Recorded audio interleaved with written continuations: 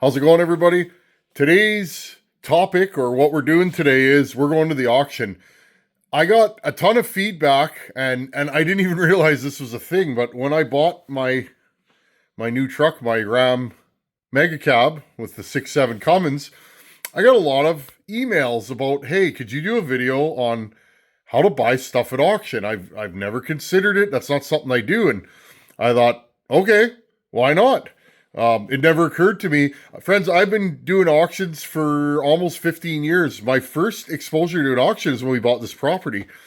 We owned this property and we were waiting to take possession of it, and there was an auction here. So, of course, I attended, and I bought a bunch of junk. I bought a mower and tools and a bunch of little things, but I got a good deal, and I thought those estate and farm auctions are a good place to be. So, anyhow, I've been watching the auctions for chainsaws because, well, I buy chainsaws all the time.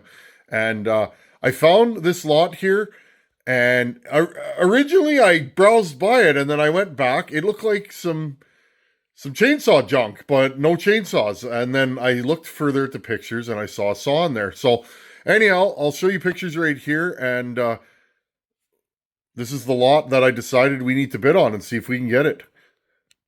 Okay, here's pictures of the lot, and I didn't notice the chainsaw in the corner at the beginning. A couple of helmets, a pair of Husqvarna boots that are listed as size 12. But then I looked further, and what do we have here? Well, it appeared to be a Husqvarna 266 XP. Nothing on the listing telling me what it was, but I thought, it says 266 on the recoil. We're going to take a shot at this one. So this is what we bid on.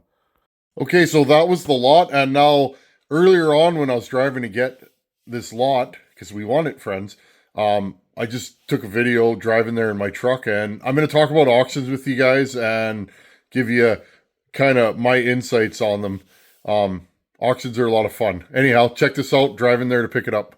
Most of that stuff I don't want, friends. I'm not interested in an electric chainsaw or an electric pole saw. Although that pole saw might be handy around my house. I do have a tree that I prune, but the boots are the wrong size for me, so I don't want none of that stuff.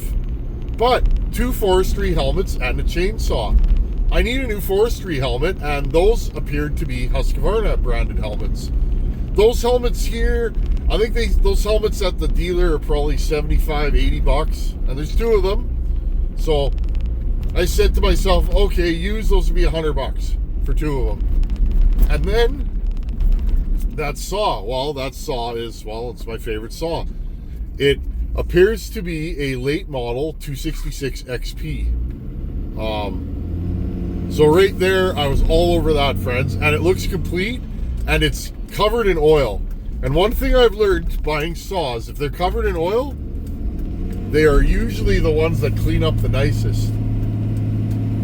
And these Cummins sound good, don't they, friends? Even with a full exhaust and a muffler on it, they are noisy. I kind of like that. But anyways, friends, so I did not go down and look at the lot. I didn't have time. I try and look at lots, but so that's number one, friends. If you're going to look at auctions, this is kind of a how to buy things at auction. We're going to drive there. We're going to pick up the stuff today. I'm headed there now, and then we'll see what we got. Now, number one, find your lot. Number two, look through that lot at the pictures, okay? Assess a value. What would this cost me if I was going to buy it? Okay? And that's easily done now. You can look on Facebook Marketplace or Craigslist or Kijiji up here in Canada and kind of get a dollar value on what that stuff's worth if it's something you want. Okay? So that's number one. Or number 1 and 2. Number 3, go and look at it, friends. There's another lot there that I'm going to look at while I'm there today because I'm already going to be there. I want to see what it is before I bid on it. Okay, so I'd always advise you, if you're new at buying stuff at auction, go and physically look at it. Okay, because often you're not going to get a good write-up, especially on small items, and the pictures aren't going to be great. Okay, that's a good way to not get hosed. Know what you're looking at and go inspect it.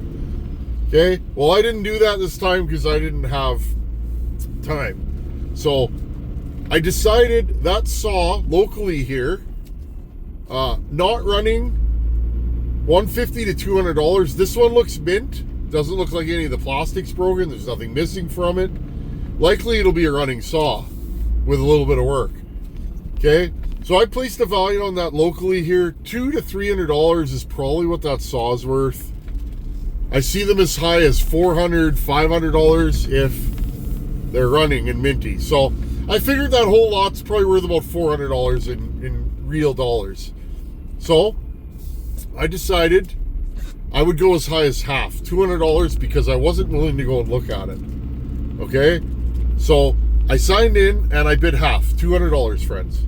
Okay, and let the chips fall where they may. Well, the way that works at an auction is when I bid, it was up to like $40. Okay, so the whole deal is electronically the auction will bid on my behalf. Okay, any amount higher than the bid. Okay, I bid at 40, so my first bid was 45. Any bid higher than that, it will counter bid on my, on my account, and I will always be the winner because I put my high bid in first, okay? Up until my max bid, which is $200. Okay, I'm just gonna pull in here, friends. This mega cab, it's great until you get in the city. It's big. It's real big. Real big. Anyways. Okay, friends, well, I won this. So, great, $200. Now, there's something you have to remember at an auction, and that is there's always a buyer's fee, okay? The seller pays a fee for the auction house to sell it, and you pay a fee to buy it, okay? The buyer's fee is anywhere here, 5 to 15%, okay? So take your hammer drop price and add whatever. We'll say 10% is the average. So there's $20 buyer fee. In my region, I have to pay tax, sales tax. So I dropped about $250 on this lot, friends, okay? So the boots are too small, and I don't really care about the chainsaws. I'll just give them to somebody that needs them. And the boots, whatever, any locals with a size 12 that need some chainsaw boots, I'll make you a real good deal. But anyways, friends, I'm gonna go drive there and pick this lot up. There's also another lot I want to look at, and we'll see what we got.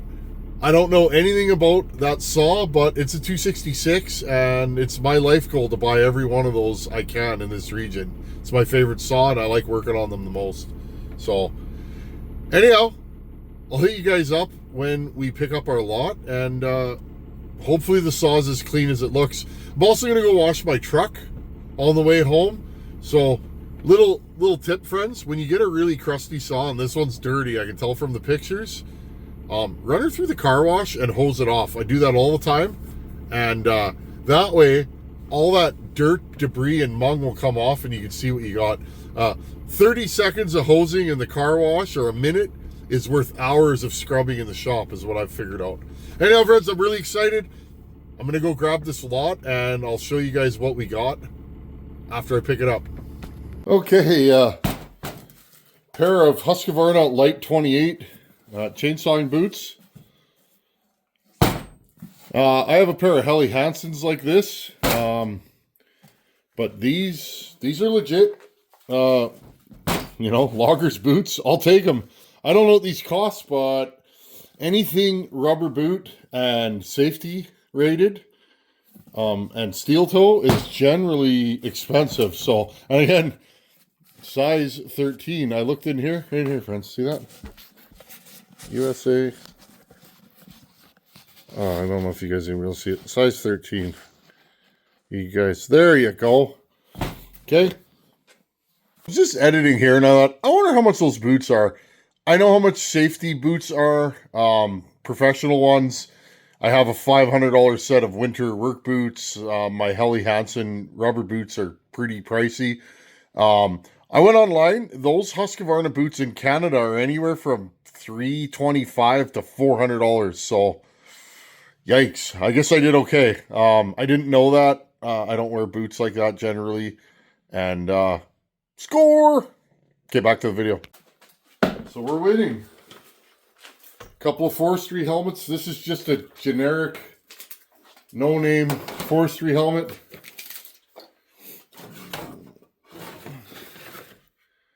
Okay, not unlike the one I already wear, and a Husqvarna one with the screen on it. So, sure, I'll take that. Again, they're mint. They're just they're dirty, friends. They've been sitting. They look like they've been sitting outside for a while. So, I'll take those. Okay, you guys aren't interested in that stuff, I know. But again, if I paid what I paid for this lot, and that's all I got, I did okay. I broke even. Well, friends, this is what we got. Maybe I'll...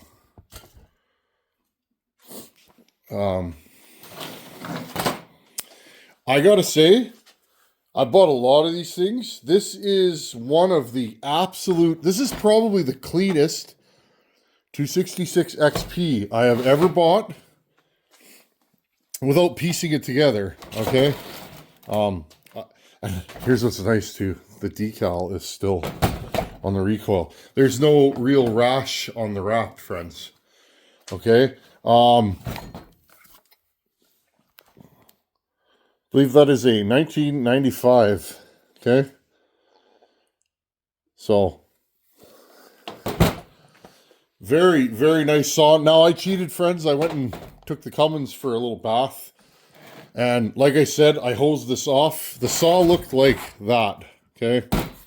It had this stuff all over it. It was absolutely filthy.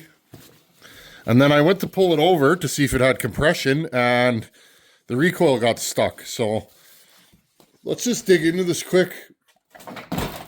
It's rare you get one of these and they don't need a carb kit. First thing I noticed, chain brake works and it was on. Okay, now if you buy one of these, friends, and these nuts are tight down, okay, for the side cover, that's usually a good sign. But what usually will happen is they will rub. You can see a small ring there, okay. The clutch will rub on the side cover, so especially if it only has one side plate. Now again, friends, look at how clean this thing is. Look at that. Like I said, the ones that are really oily, it preserves it, okay? I will not be butchering these cases up to put together a 288 hybrid, I'll tell you that. This thing is minty. It's got the large inner and outer dogs. Again, in these parts, you generally don't see these with two dogs on them. Let's take the top cover off with our fancy ratcheting scrunch. Thank you again, Johnny. You're a good man. Hope to run into you again at Bucket Stock. I'm already planning my trips for next year, friends. That Cummins, I've been driving it around running errands. The more I drive that truck, the better it gets. I will note something, because those of you that follow, I put balancing beads in those tires. I think I put too many in, friends. I didn't have the brand name because, again, they're already in there. I think an ounce less in each tire would probably... Oh, yeah, look at this thing. Oh, she's real dirty. But again, friends, no melted top cover, no cracks. Still has the XP badge and the safety badge. Okay?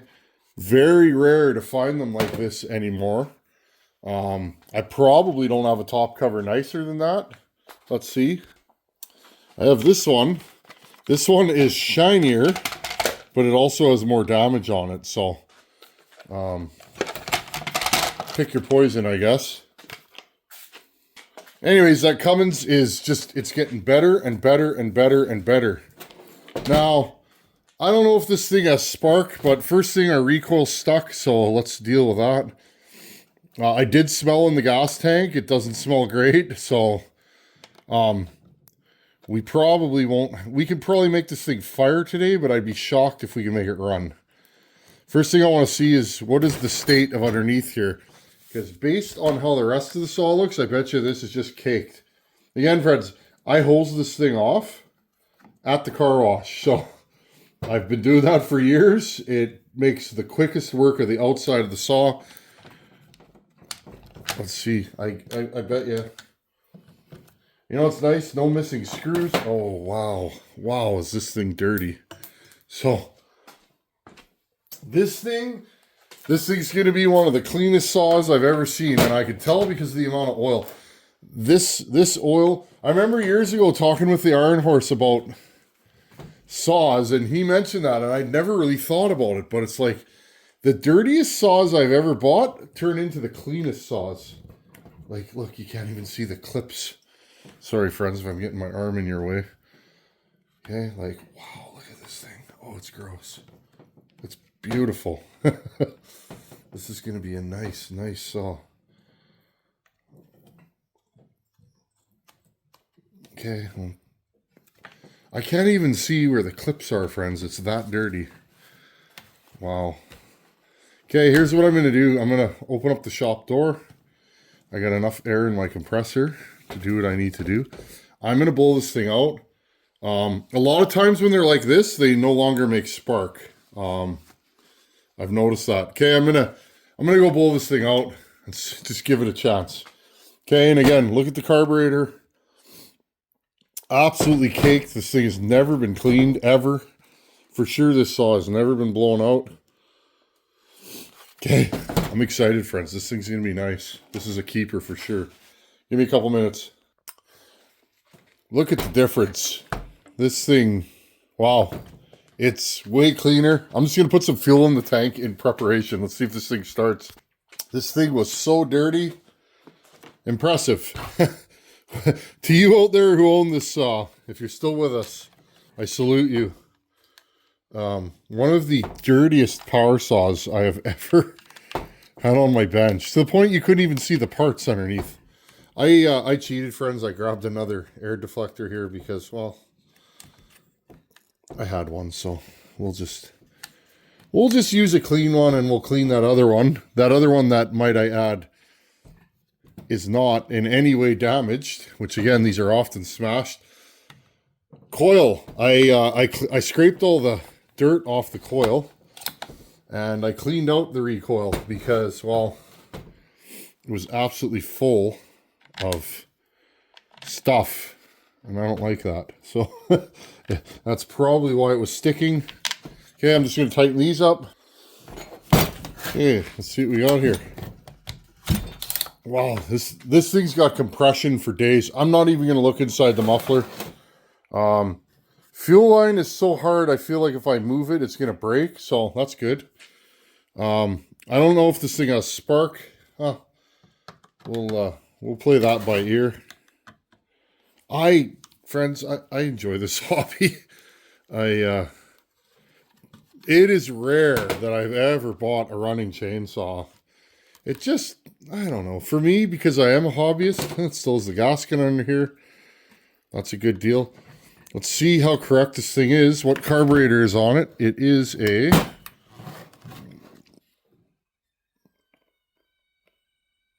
It is a 224A. That's the correct carburetor for this saw. For about a 95.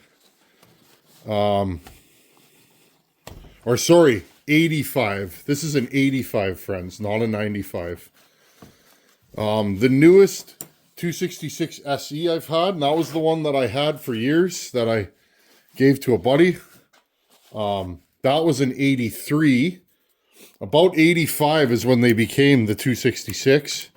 And then around 87, I've had an 87 268 SE. I don't think this is a 95. I'm pretty sure it's an 85, friends. There's certain things that tell me that. Although it does have... I'd have to look, friends. That is the earliest 266 XP carb. They go 224, and then I think there's a 254, and then there's like a 268. As the numbers get higher, they get newer, is what I find. So that is the correct carb. Also, this is a two-piece ignition, although I don't think I've ever had a 266 with a one-piece. So there's certain little things that you can kind of when you've had enough of these, and I've had so many of these over the years. This might be a little big for this cylinder. How come this isn't coming off, friends? And my scrunch is way over there in my truck, so we're just gonna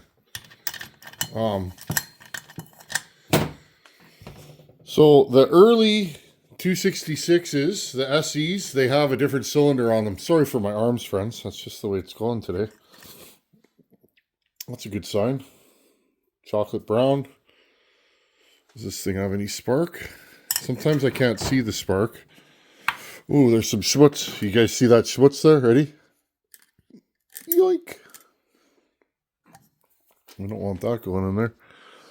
Now, when these have a lot of carbon, 99% of the time, it's because, let's see if we can see it here, it's because there is carbon on top of the piston. And this one looks like it's fairly carboned. These saws, because of their age, they will build carbon up because of the type of fuel they used, or the type of oil. Okay, run 50 to 1 in your saws. I don't see spark right now. Let's grab this one, because you know me, I just got stuff laying around. Just because I can't see it doesn't mean it's not there.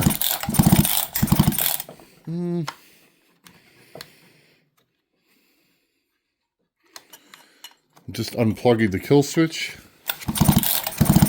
I don't know, friends. We'll just try it. Okay, let's throw this thing back in there. This plug. I'll just throw this plug in there. This one's cleaner than the one that was in the saw. Okay, I'll tighten this down. I sure like this scrunch. I mention this thing all the time, friends. I never had one of these. Every time I went to order one, they were out of stock, and I don't need one, but I was like, man, that looks like a handy thing to have. And Johnny Brewer at Bucket Stock was like, here, take mine. And he just pulled one out of his pocket. And I was like, really? He's like, yeah, I'll just get another one. Okay. I think likely this carburetor is not going to feed fuel. So let's open the choke up. Give her a good blast. Okay, friends. Well, let's see if we can get this thing going. Okay, I'll just play it by ear. I have not checked the jets. Let's have a look-see here.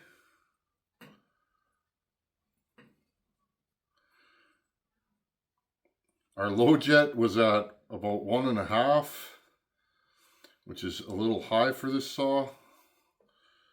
And our high jet, this is a good sign though. Nobody's been messing with this. And our high jet was at 0.5, so that's not good. That's lean. Okay, we'll put it at 1. Okay, squeeze the trigger. Get some fuel in there. I don't know if this thing has spark. It should fire. Wow, this thing's got compression.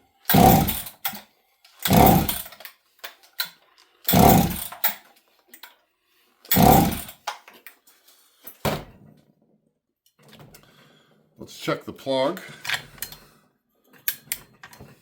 See if are we actually getting fuel? That's the question of the day. Are we getting fuel? Because again, I'm expecting this thing to not run. The lack of spark is telling me things. Nope, we got no fuel in there. Well then, let's just go like this. What do you think of this move? Dook. There you go. That should do her. This thing should fire up. If it doesn't, well, that tells me that we don't have spark. It should fire though. I expect to put a carb kit in a fuel line. If we need an ignition, I got all kinds of ignitions from over the years. Don't even know if you can buy an ignition for one of these anymore. Okay, well, this thing should fire right now, okay? No choke on.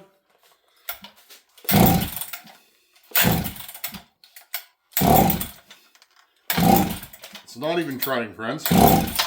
So that tells me that we probably have an ignition problem. I'm going to check a few things and, well, That might be the way it is. Well, I poked and prodded at her and she's just not cooperating. No spark, friends. I cleaned the coil up real good. I pulled the coil out. I checked all the wires, made sure none of them are broken or kinked. No spark, which is weird. It's rare I've ever had one of these that needs ignition work. I have had it, but I've had so many of these darn things on my bench over the years. This chassis, whether it be a 61, 266, 268, 272, all the John Surratt variants, you know, the 630 Super, any of those, what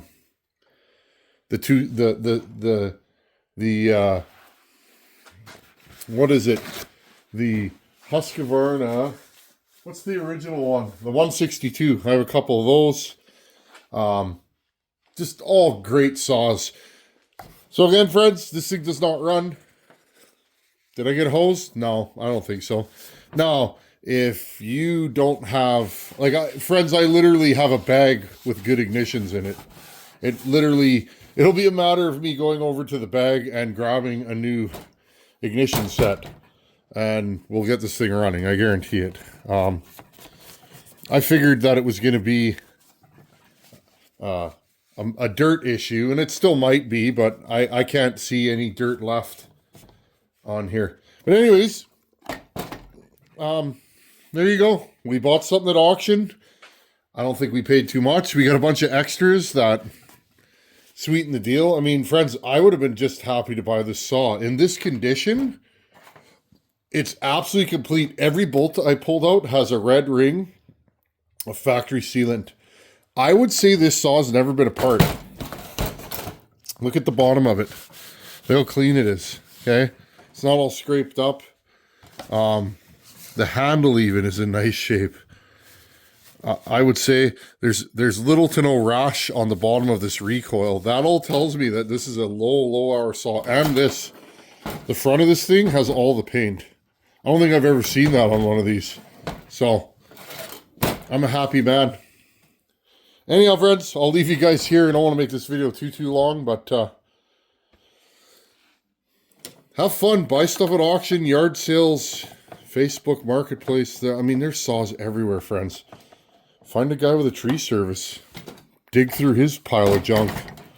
That's how I got into it. I met a guy that used to run a tree service, him and his buddy, and he was getting out of the saw game. He'd been doing this forever, and I started picking through his saws, and you know, I ended up with an 044 Magnum was the first one I picked from him, but he didn't think nothing of it. He's like, yeah, that thing, oh, it's been in a box for 5 years, 10 years, whatever. If you want it, just give me this much for it. So, anyhow, friends, thanks for watching. Take her easy, and this is going to be a nice saw. I'm definitely keeping this on. Going to find a full wrap for it, and eventually it'll get ported and put into the fleet. Thanks for watching. Take her easy. Later.